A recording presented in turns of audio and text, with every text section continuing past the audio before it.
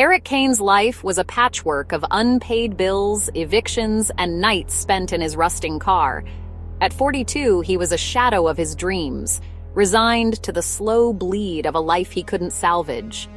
Then, one fateful morning, everything changed.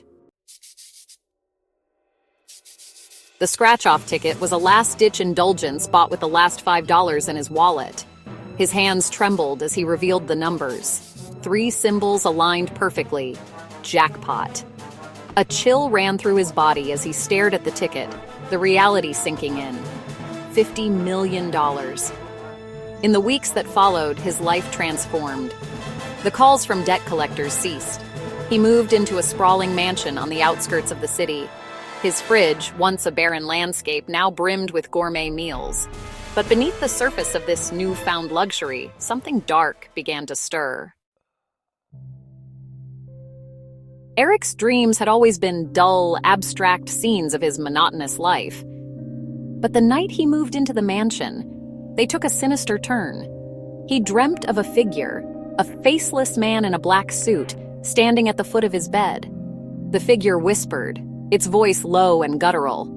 "You paid the price. Now I will collect." Eric woke up drenched in sweat, dismissing it as stress. But the following day, his world began to unravel.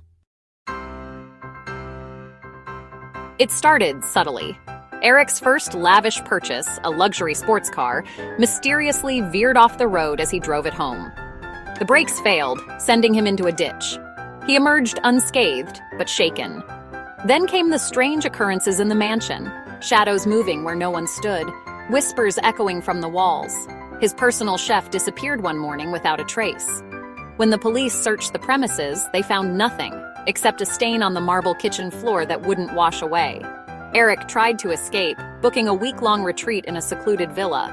But on the second night, the faceless man returned in his dream.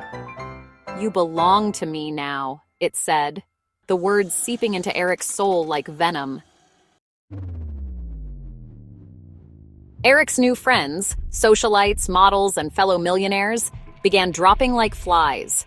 One by one, they succumbed to gruesome accidents. A fatal fall from a penthouse balcony, a drowning in an infinity pool, a bizarre suffocation at a high-end spa. The media dubbed it the curse of Eric Kane. He became a pariah, his wealth a gilded cage. Desperate, he sought answers, visiting psychics and occultists. One clairvoyant, an elderly woman with cataract-clouded eyes, recoiled at his touch. "You've bargained with the void," she whispered, "and the void always hungers."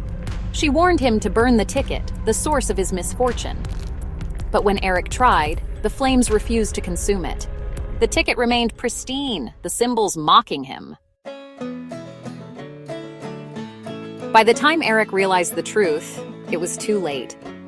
The lottery wasn't luck, it was a contract. Every dollar he spent was blood money, tethering him further to the faceless man. His mansion became a tomb, each opulent room echoing with the cries of the damned. On his final night, Eric sat alone in his empty dining hall, the long mahogany table stretching before him. The chandelier above flickered, casting eerie shadows.